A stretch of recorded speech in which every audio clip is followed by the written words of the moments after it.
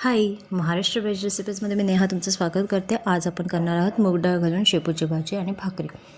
तर आपण भाजीसाठी तयारी करून घेऊयात। तर आपण 3 ते 4 हिरव्या मिरच्या आणि 7 ते 8 लसणाच्या पाकळ्या घेतल्या होत्या, त्या आपण बारीक चिरून घेणार आहे। आणि मूग डाळ घेतलेली आहे, ही 2 ते 3 तास आधी मी चांगली भिजवून ठेवली होती। आणि शेपू आहे, शेपू स्वच्छ धुवून चिरून घेतलेला आहे। आता तेलाची फोडणी घालून आपण लसूण आणि मिरच्या 2-3 मिनटासाठी परतून घ्यायच्या आहे आणि मग त्याच्यामध्ये मूग डाळ घालून आपल्याला 2-3 मिनटासाठी शिजवायचे आहे। तर त्यानंतर शेपू घालून आपण शेपू चांगला शिजवून घेणार आहोत। तर आपण कुठलीही पालेभाजी जेव्हा करतो तेव्हा स्टार्टिंगलाच मीठ न टाकता भाजी शिजवून झाल्यानंतर आपण मीठ टाकावं, कारण स्टार्टिंगला दिसताना भाजीचा गोळा जास्त वाटतो की भाजी भरपूर आहे, पण ती शिजून थोडी कमी होते, आकसून जाते।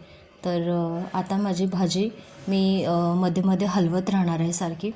त्यात आपण मूग डाळ शिजली आहे का चेक करून घेऊ। तर बघू शकता मूग डाळ चांगली तुटली जाते हाताने, तर याचा अर्थ मूग डाळ शिजलेली आहे। आता मीठ टाकून आपण 1-2 ते 3 मिनटासाठी वाफेवर शिजू द्यायचं आहे भाजीला।